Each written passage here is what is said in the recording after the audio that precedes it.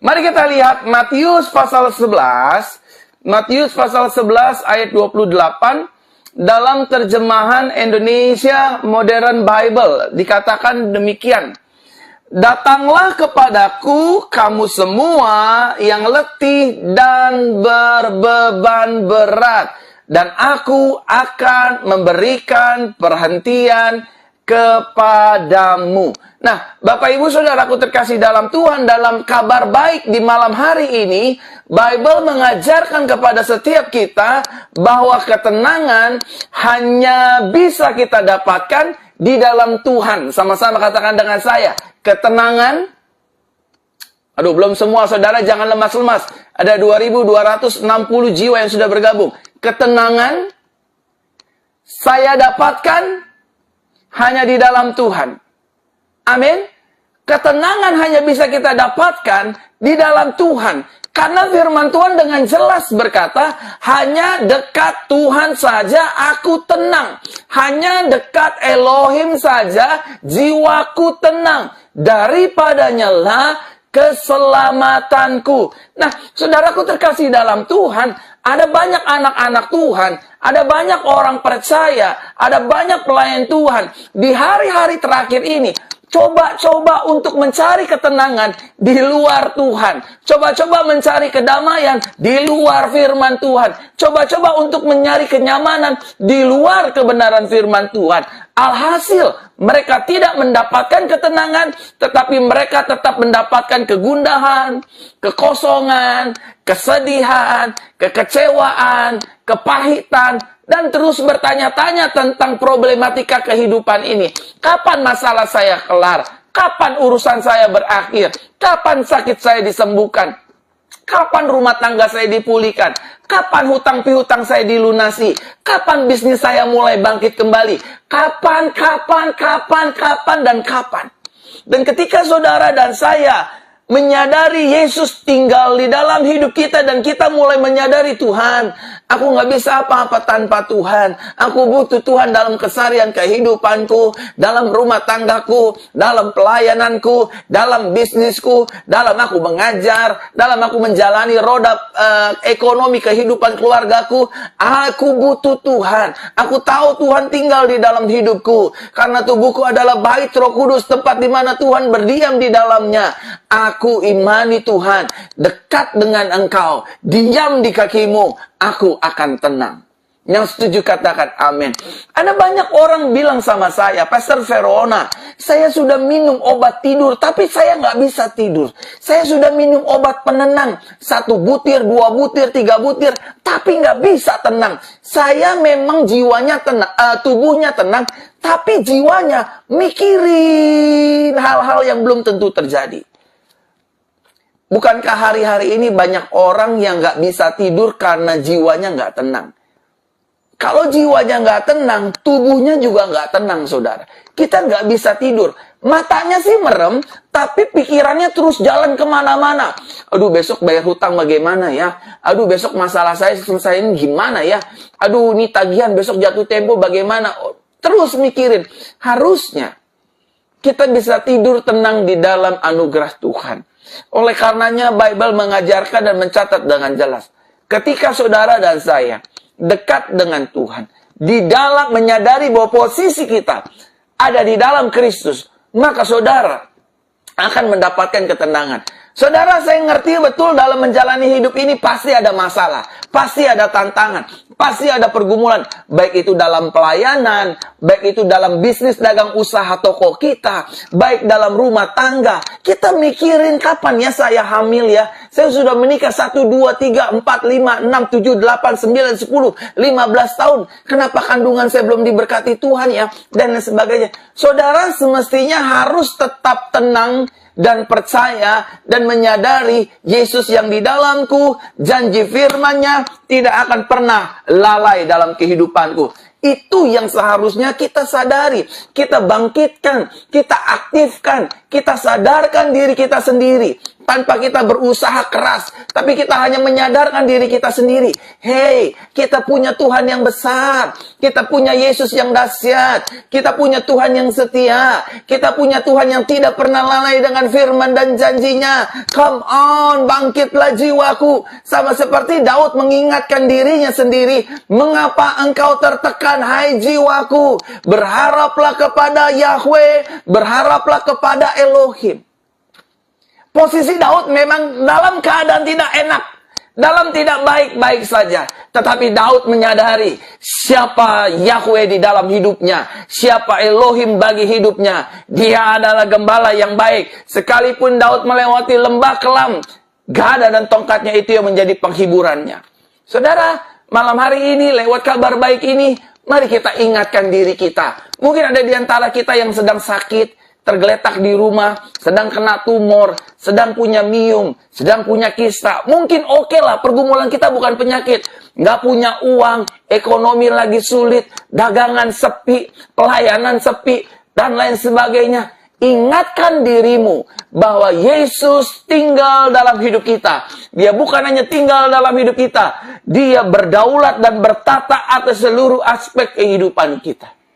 Saudara, selalu saya katakan bahwa saudara dan saya adalah anak kesayangan Tuhan, biji matanya Tuhan, orang yang dicintai Tuhan, orang yang dikasihi Tuhan, orang yang tidak mungkin ditinggalkan oleh Tuhan. Tidak pernah sedetik pun Yesus meninggalkan hidup kita. Enggak akan, saudara. Sebesar apapun kesalahan kita, sebobrok apapun masalah lalu kita, sejahat apapun hati kita, Yesusmu dan Yesusku adalah Tuhan yang setia, yang tetap membuka tangannya, dan Dia akan terus berkata, mari hai kamu yang letih lesu dan beban berat, datanglah kepadaku. Aku akan memberikan kelegaan, perhentian, dan peristirahatan atas hidupmu. Yang setuju katakan amin. Amin, saudaraku terkasih dalam Tuhan. Bible mengajarkan dan mencatat dengan jelas bahwa ketika kita ingin mendapatkan ketenangan, hidup tenang, maka kita hanya bisa mendapatkan ketenangan itu hanya di dalam Tuhan. Saudara, saya mau cerita. Dulu saya dilahirkan di keluarga yang nggak terlalu miskin dan juga nggak terlalu kaya, saudara. Ya, dibilang punya duit lah, mama papa saya. Tapi singkat cerita, saya mengalami saya mengalami hal yang kurang comfort gitu. Saya mengalami insecure gitu di tengah-tengah keluarga saya.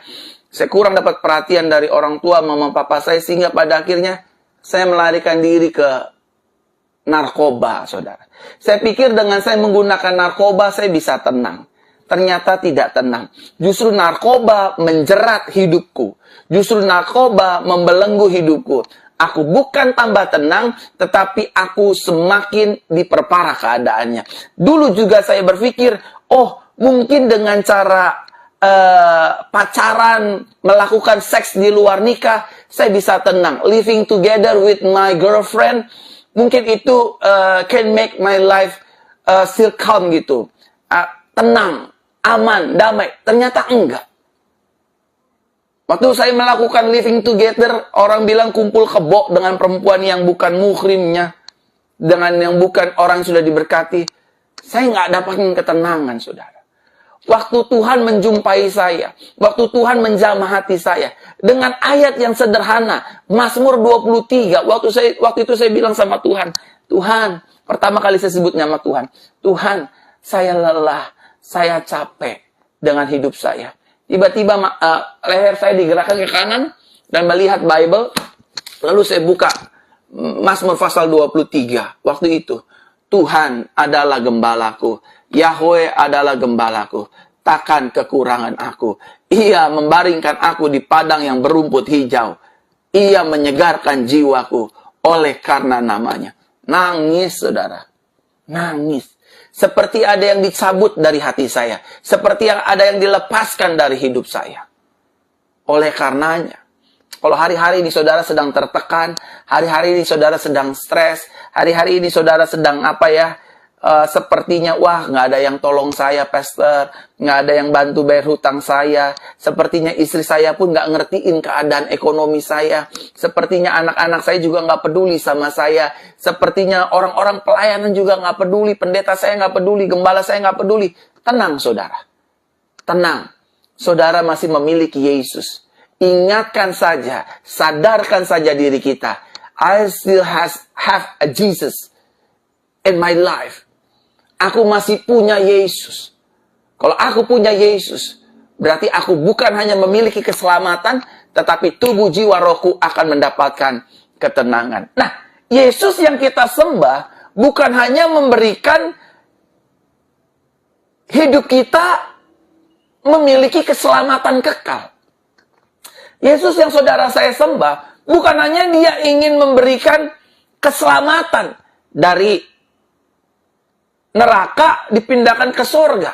Dari gelap menuju terangnya aja. Enggak. Tetapi dalam menjalani kehidupan di dunia ini, Yesus juga ingin memberikan ketenangan bagi hidup kita. Sama-sama katakan dengan saya, Yesus ingin memberikan ketenangan bagi hidup saya. Belum semua, sama-sama katakan dengan saya, ada 2.945 jemaat Tuhan. Sama-sama katakan dengan saya, Yesus, belum semua, Yesus ingin memberikan ketenangan bagi hidup saya. Yesus ingin memberikan ketenangan bagi keluarga dan rumah tangga saya. Sekali lagi katakan sama-sama dengan saya, Yesus ingin memberikan ketenangan bagi pekerjaan dan bisnis usaha saya. Yesus ingin memberikan ketenangan bagi pelayanan saya. Yesus ingin memberikan ketenangan di seluruh aspek kehidupan kita. Siapapun saudara, apapun latar belakang saudara, maafkan saya ya, saudara mau orang kaya, saudara mau orang miskin, saudara mau orang susah, saudara mau orang happy, saudara mau pejabat tinggi negara, kaum selebriti, pengangguran, Yesus ingin memberikan ketenangan. Karena yang namanya kekhawatiran, yang namanya ketakutan, yang namanya kecemasan, yang namanya kebimbangan, yang namanya nggak bisa tidur, ini dialami, dirasakan sama orang miskin, sama orang kaya, sama bangsawan, sama petinggi negara, sama orang susah, sama orang yang tidur di kasur, sama orang tidur di lantai, semuanya ini diserang dengan ketakutan, kebimbangan, kecemasan, kegundahan, bahkan stres dan depresi. So that's why 7 item ini ingin Tuhan cabut, ingin Yesus cabut dari hidup saudara dan saya. Dan Tuhan ingin gantikan, memberikan ketenangan bagi hidup saudara dan saya. Sama-sama katakan dengan saya, Yesus ingin memberikan ketenangan bagi hidup saya. Oh, Tuhan tahu hutang saudara gede banget, bos. Yesus tahu. Tapi Yesus kalau tahu, dia nggak tinggal diem. Dia masih punya catatan kaki, footnote-nya, how to help my son. Dia tahu bagaimana cara menolong anak-anaknya. Beautiful in my time, beautiful in his time. Aku akan membuat mujizat. Aku akan membuka pintu-pintu yang baru. Aku akan membuka jalan-jalan yang baru. Untuk menyelesaikan hutang pihutang anak-anakku. Untuk menyembuhkan setiap penyakit anak-anakku. Aku sediakan anugerahku yang besar. Kasih karuniaku yang tanpa batas. Untuk kehidupan anak-anakku. Itu yang ada di hati Tuhan. Itu yang ada di hati Bapa kita di surga. Amin, saudaraku terkasih dalam Tuhan. Oleh karenanya, Bapak Ibu saudaraku terkasih dalam Tuhan, Yesus ingin memberikan kita ketenangan. Oh ya, hidup ini pasti ada masalah. Dalam bisnis, usaha, betul saudara ada. Tapi Tuhan tetap ingin memberikan ketenangan. Yesus ingin memberikan ketenangan bagi hidup Bapak, Ibu, saudara, dan saya. Sekali lagi sama-sama katakan dengan saya, Yesus ingin memberikan ketenangan bagi hidup saya. Amin. Ada banyak orang punya banyak uang, saudara. Hidupnya nggak tenang. Udah nggak usah tanya apalagi orang yang nggak punya uang. Orang yang nggak punya uang juga hidupnya nggak tenang. Pasti pikirannya besok makan apa, bayar listrik bagaimana. Orang yang punya uang juga hidupnya nggak tenang. Aduh, ini bagaimana ya? Bisnis saya lagi macet di kanan dan di kiri. Harus bayar bank bagaimana ya? Jadi orang yang gak punya uang juga gak tenang. Orang yang kaya juga gak tenang. Jadi bagaimana dong kalau kita bisa tenang? Makanya Yesus ingin kasih ketenangan. Amin. Yesus bukan hanya ingin memberikan keselamatan bagi hidup saudara dan saya, tapi Yesus juga lewat kabar baik ini ingin memberikan ketenangan bagi 3.000 jemaat Tuhan yang sudah bergabung malam hari ini. Sama-sama katakan dengan saya, Yesus ingin memberikan saya ketenangan. Amin. Semua sama-sama katakan dengan saya, Yesus memberikan hidup saya ketenangan. Amin. Saya ini saksi hidupnya saudara. Mungkin saudara juga. Narkoba itu nggak bisa buat kita tenang. Suami-suami mungkin kalau di rumah istri ngomel mulu, bawel mulu. Sehingga suami-suami, udah deh daripada di rumah mendingan saya nongkrong-nongkrong aja di kafe. Lihat cewek-cewek, lihat penari-penari. Itu juga nggak bisa buat kita tenang. Anak-anak muda mungkin di rumah nggak betah lihat kelakuan orang tua. Berantem terus, ribut terus. Akhirnya kita nongkrong, minum, merokok, itu juga nggak bisa buat kita tenang. Ibu-ibu mungkin juga ngelihat kelakuan suami kita yang kasar, yang cuek, yang acuh. Terus akhirnya ibu-ibu ikut arisan berodong, itu juga nggak bisa buat tenang. Kita tenang ketika jiwa kita berkasih-kasihan dengan jiwa Tuhan. Ketika roh kita bersayang-sayangan dengan roh Tuhan. Amin, saudara. Ketika kita encounter with Him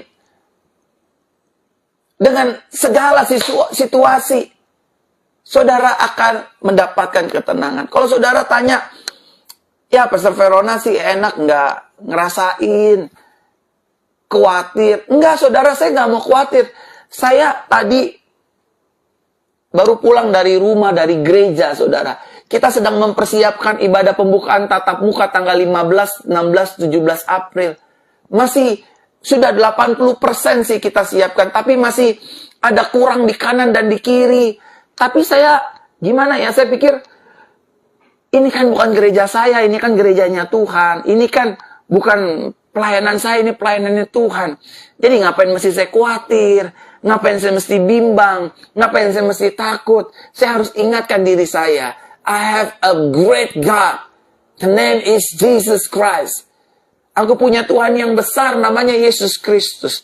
Oleh karena itu, Bapak Ibu Saudara, Yesus ingin memberikan ketenangan bagi jiwa kita, bagi roh kita, dan juga bagi tubuh kita. Yesus masih mau menyembuhkan tubuh kita yang sakit. Yesus masih mau menyembuhkan jiwa kita yang sakit. Bahkan Yesus juga masih mau menyembuhkan roh kita yang sakit. Saudaraku terkasih dalam Tuhan, Yesus mau hidup kita tenang di dalamnya. Artinya, Yesus mau saudara dan saya rest on His grace. Artinya, Yesus mau saudara dan saya beristirahat di dalam kasih-Nya. Beristirahat di dalam kasih karunia-Nya. Beristirahat di dalam kemurahan-Nya, kebaikan-Nya, pertolongannya, mujizatnya. Berarti enak dong, Pastor. Kita nggak usah ngapa-ngapain. Enggak, saudara. Kita tetap lakukan bagian kita. Bekerja, buka toko, berdagang, melayani suami, melayani istri, melayani anak-anak. Tetap berbisnis, buka salon, buka toko kita. Itu bagian kita. Tapi lebih daripada itu, Tuhan mau, Yesus mau, saudara itu meresponi loh. Meresponi ajakan Yesus yang berkata, datanglah kepadaku kamu semua yang lelah dan berbeban berat, dan aku akan memberi perhentian kepadamu. I will give you rest. Aku akan memberikan kamu tempat perhentian. Rest on His grace. Rest on His mercy. Rest on His kindness. Rest on His abundance. Kita istirahat aja dalam kelimpahannya. Istirahat dalam kebaikannya. Istirahat dalam kemurahannya. Makanya banyak orang Kristen, pelayan Tuhan, aduh, hamba-hamba Tuhan, duta-duta Kristus, maafkan saya, hari-harinya diisi dengan stres, khawatir, bimbang, cemas, ketakutan, akhirnya depresi, akhirnya ngambil keputusan-keputusan yang di luar kebenaran firman Tuhan. Ya, dia sih melayani, tapi setelah melayani dia kembali bimbang, dia kembali stres. Ya, memang sih dia seorang pengkhotbah, dia sih seorang gembala, tapi setelah pelayanan dia bingung gimana besok bayar cicilan gereja, gimana. As human being kita punya masalah. Tetapi ingat saudara, nggak ada masalah yang besarnya melebihi kebesaran Tuhan kita. Tidak ada pergumulan yang besarnya melebihi kebesaran Yesus kita. Setiap masalah, tantangan, pergumulan, selama ada Yesus, berarti masih ada pertolongan, jawaban, jalan keluar, dan kemenangan, bahkan lebih daripada pemenang. Yang setuju katakan amin. Amin, saudaraku terkasih dalam Tuhan. Nah, saya coba ingin masuk dalam inti kabar baik malam hari ini. Mungkin ada di antara sebagian Bapak, Ibu, Saudara, para pelayan Tuhan, para jemaat Tuhan, dan juga teman-teman di seluruh luar negeri yang menyaksikan siaran langsung ini, mungkin ada yang bertanya-tanya, gimana caranya Yesus memberikan saya ketenangan? Gimana caranya Yesus dapat memberikan rumah tangga saya ketenangan? Gimana caranya Tuhan Yesus dapat memberikan bisnis usaha dagang saya memperoleh ketenangan yang sejati? Saudara, pertanyaan besarnya adalah, dengan cara apa Yesus memberikan hidup kita ketenangan? Yang pertama, yang Tuhan bagikan kepada saya, yang saya ingin share kepada Bapak, Ibu, Saudara, dengan cara apa Yesus memberikan hidup kita ketenangan? Yang pertama, dengan cara Yesus menyertai hidup kita. Sama-sama katakan dengan saya, Yesus selalu menyertai hidup saya. Amin. Yesus itu selalu menyertai hidup kita. Namanya adalah Immanuel. Tuhan beserta dengan kita. Elohim beserta dengan kita.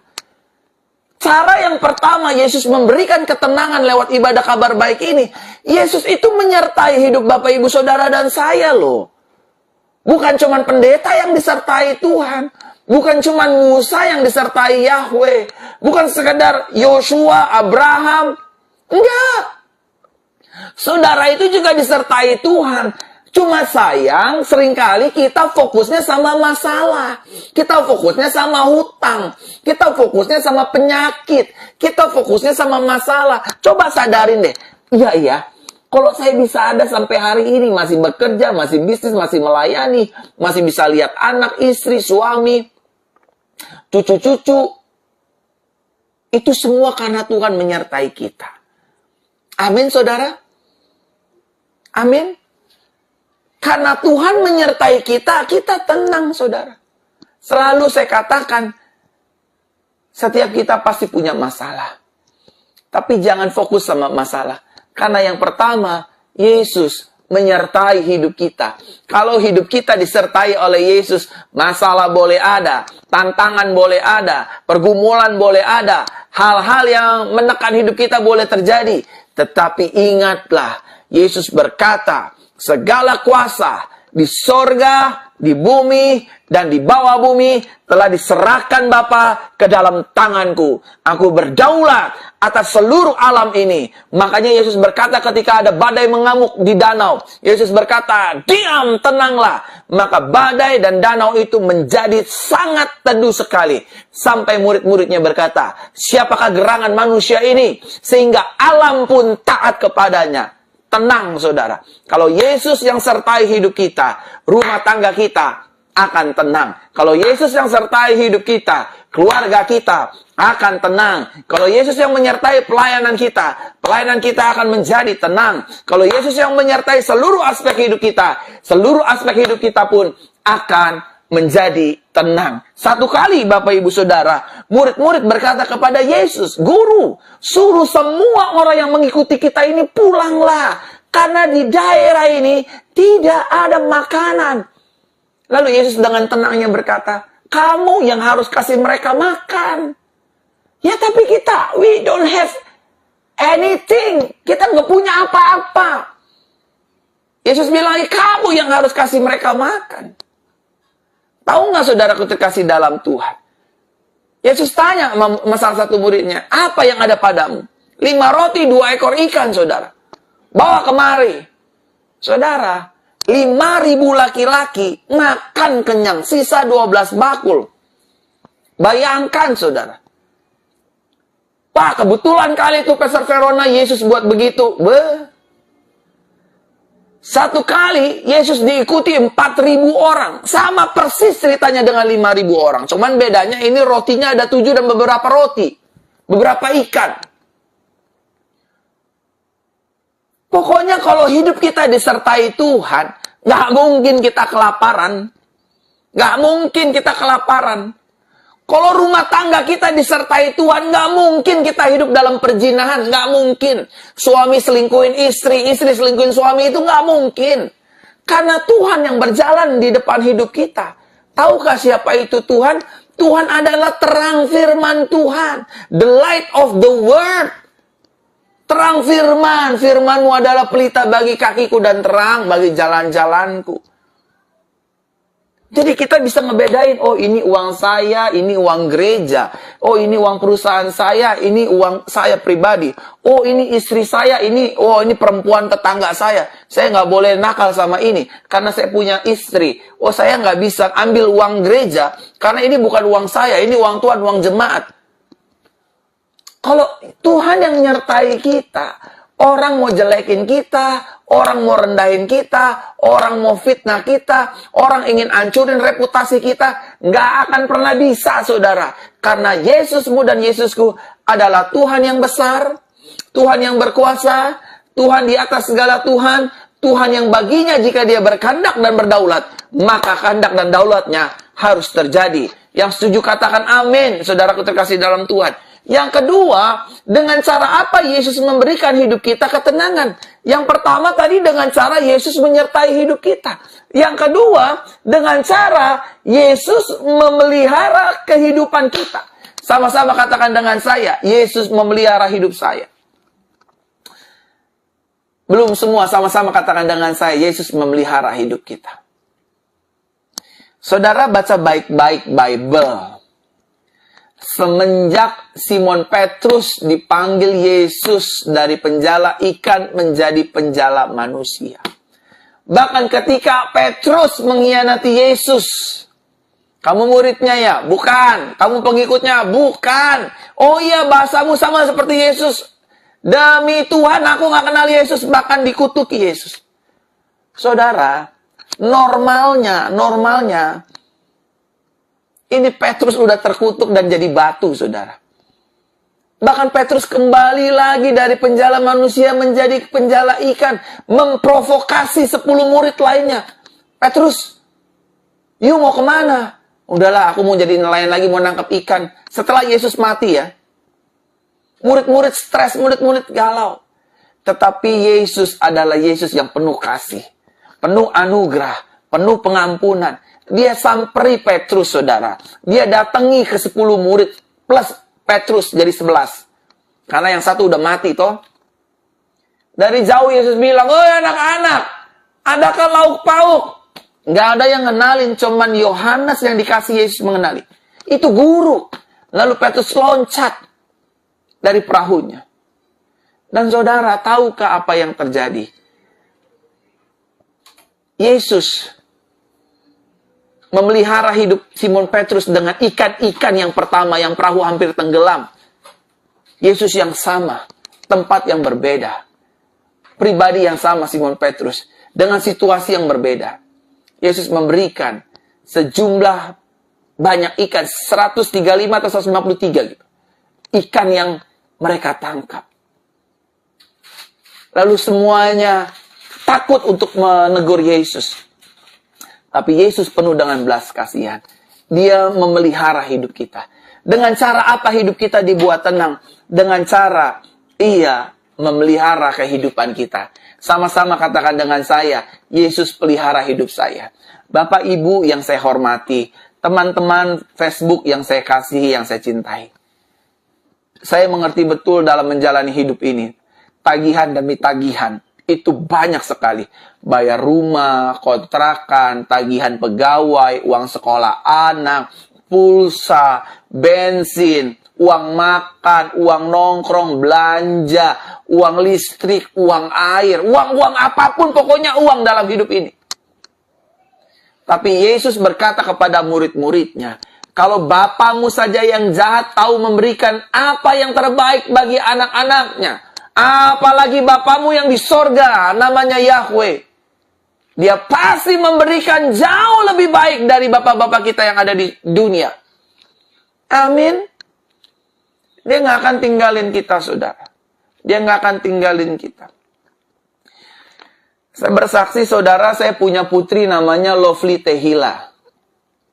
Waktu istri saya mengandung hamil Lovely Tehila, dari usia pertama kehamilannya, saya pegang, saya tumpang tangan kandungan istri saya. Saya bilang sama istri saya bilang sama Tuhan, Tuhan Yesus, anak ini, Lovely Tehila Sungjaha, waktu umur 1 tahun, umur satu hari, begitu hamil, saya bilang, anak ini anak Tuhan Yesus, kesayangannya Tuhan Yesus. Saya hanya orang tuanya yang dipercayakan untuk mendidik anakmu ini. Saya mohon Tuhan, dari usia dia 1 hari di kandungan sampai nanti saya lepas dia di pernikahan suci, itu menjadi urusan tanggung jawab Tuhan. Uang hari, uang mingguan, uang bulanan, uang susu, uang pakaian, uang sekolah, uang apapun. Saudara tahu apa yang terjadi hari ini? Putri saya Lovely Tehila usianya 5 tahun. Selama 5 tahun saya tidak pernah pusing urusin kebutuhan dia. Gak pernah mau pusing saya. Sampai hari ini, walaupun ada istri saya ingetin, Pi harus beli uang susu, Pi harus beli gini, Pi harus begitu, Pi harus begini. Ujung-ujungnya Tuhan pelihara. Ujung-ujungnya Tuhan kasih berkat. Ujung-ujungnya Tuhan bela. Ujung-ujungnya Tuhan memberkati hidup kita. Yang setuju katakan amin. Amin. Kalau hari-hari ini saudara punya hutang, jangan takut. Saya tahu manusia pasti punya rasa takut. Tapi jangan ketakutan. Percaya. Ujung-ujungnya kita ditolong Tuhan. Ujung-ujungnya kita dibela Tuhan. Ujung-ujungnya Tuhan menyertai kita. Dan ujung-ujungnya Tuhan memelihara hidup saudara dan saya. Yang setuju katakan amin. Yang ketiga, dengan cara apa Yesus memberikan hidup kita ketenangan? Yang pertama tadi dengan cara Yesus menyertai hidup kita. Yang kedua dengan cara Yesus memelihara kehidupan kita. Dan yang ketiga, dengan cara Yesus menyelesaikan semua dosa dan pelanggaran hidup kita. Amin. Semua dosa dan pelanggaran hidup kita sudah diselesaikan Yesus di atas kayu salib 2000 tahun yang lalu. Dan hari ini satu saudara dan satu saya bukan lagi orang berdosa. Makanya saya paling empat kalau ngeliat orang Kristen ngomong, aduh saya ini orang berdosa Pak Pendeta, saya ini orang yang hina, saya ini orang yang aduh najis, saya orang yang gak berkenan. Stop ngomong kayak gitu saudara. Saudara sedang menghina pengorbanan darah Kristus yang tercurah 2000 tahun yang lalu di atas Kalvari. Saudara ini orang benar. Saudara ini orang kudus. Saudara ini orang suci. Saudara ini orang yang sudah dilayakkan. Meskipun kemarin sore, maaf kata ya, tapi Pak Pendeta kemarin saya nggak sengaja nonton video porno, nggak sengaja lihat. Saudara udah disucikan, saudara sudah dikuduskan oleh kuasa darah Yesus. Dan gak ada yang lebih berharga dan gak ada yang lebih besar di dalam kehidupan ini. Gak ada yang bisa ngalahin kuasa darah Yesus. Darah Yesus itu bersifat eternal, kekal, beyond. Saudaraku terkasih dalam Tuhan. Yesus menyelesaikan semua dosa dan pelanggaran hidup kita. Amin. Mungkin saudara dulu pernah aborsi. Mungkin saudara dulu gay, homo, maafkan saya. Mungkin saudara dulu bandar narkoba. Mungkin saudara dulu gembong, germo, tukang jual perempuan malam, wanita malam. Mungkin dulu kita pelacur dan lain sebagainya. Udah selesai sama Yesus. Hari ini saudara itu ciptaan yang baru. Amin. Dosa saya dan dosa saudara itu udah kelar. Udah Yesus beresin. Dosa masa lalu saudara, dosa saudara hari ini, sampai dosa saudara yang akan datang. Udah kelar saudara. Oh berarti enak dong bisa hidup dalam dosa? Nggak mungkin. Orang yang kalau ininya otaknya udah disadarkan bahwa dosanya sudah dibayar lunas sama Yesus. Nggak mungkin dia mau hidup dalam dosa. Nggak mungkin. Nggak mungkin. Karena anugerah menuntun kita kepada kesucian dan kebenaran. Anugerah atau kasih karunia tidak membawa hidup kita ancur-ancuran. Menyukai dosa, menyukai perzinahan, menyukai pemberontakan. Enggak. Itu bukan anugerah. Itu orang yang kenal anugerah, tapi hidup di luar anugerah. Semenjak hidup saya diubahkan Tuhan, mengenal anugerah, dijamah oleh anugerah, dijamah dengan kasih karunia, udah gak macem-macem hidup saya, Pak. Bu, hidup saya udah gak mau macem-macem. Setiap hari saya cuma meneteskan air mata, terima kasih Tuhan. Dosa saya yang besar sudah Tuhan ampuni. Nggak ada dosa yang besar di mata Tuhan tuh nggak ada. Karena Yesus sudah menyelesaikan dosa masa lalu kita. Mungkin saudara yang punya istri piaraan, bini piaraan, laki piaraan. Mungkin saudara yang diam-diam sering chatting perempuan lain. Yang diam-diam sering chatting laki-laki lain. Sering nonton video-video cabul, video-video porno. Mungkin saudara yang Yesus udah selesaikan dosa kita semua. Jangan lagi melukai dan menyakiti hati Yesus. Yesus sayang kita, Yesus cinta kita. Cintanya bertepuk sebelah tangan. Tapi Yesus tetap ikhlas untuk mengasihi kita, mencintai kita, dan menerima kita sebagai anak kesayangannya. Yang setuju katakan amin. Yang keempat, saudara, dengan cara apa Yesus memberikan hidup kita ketenangan? Yang keempat, dengan cara Yesus mengubah status hidup kita. Sama-sama katakan dengan saya, status hidup saya sudah berubah. Belum semua. Sama-sama katakan dengan saya, status hidup saya sudah berubah. Dari seorang hamba dosa menjadi anak Tuhan. Tadinya kita hamba dosa. Gara-gara Adam kita menjadi hamba dosa. Tapi gara-gara Yesus kita menjadi anak kesayangan Tuhan. Tadinya kita adalah budak dosa. Tapi dari budak dosa, Tuhan ubahkan status kita menjadi ahli waris. Kita layak memanggil dia Bapa. Kita layak memanggil dia Yesus. Karena status kita sudah diubahkan. Dari orang yang tidak berharga, menjadi orang yang berarti.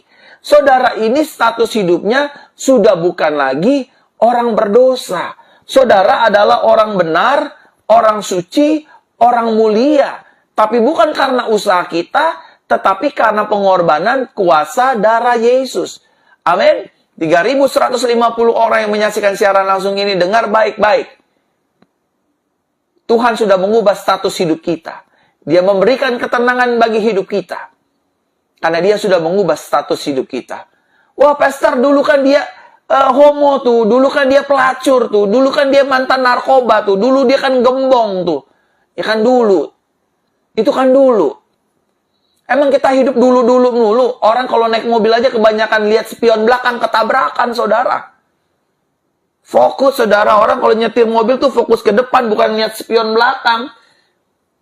15 detik aja lihat spion belakang, nabrak, saudara. Makanya, banyak orang Kristen nggak maju, karena kebanyakan lihat masa lalunya. Saya ini pendosa, saya ini gagal, rumah tangga saya pernah bercerai, rumah saya begini, ini saya begini. Ya kalau kita punya salah, belajar dari kesalahan, belajar dari kegagalan. Dan jangan fokus dengan kegagalan, jangan fokus dengan masalah, jangan fokus dengan kekalahan, tapi fokus belajar dengan firman Tuhan. Tuhan memiliki rencana dan rancangan yang indah bagi hidupku dan masa depan yang cerah. Aku pasti diberkati, aku pasti diubahkan, aku pasti ditolong. Amin. Karena status hidup kita diubahkan. Diubahkan, saudaraku terkasih dalam Tuhan.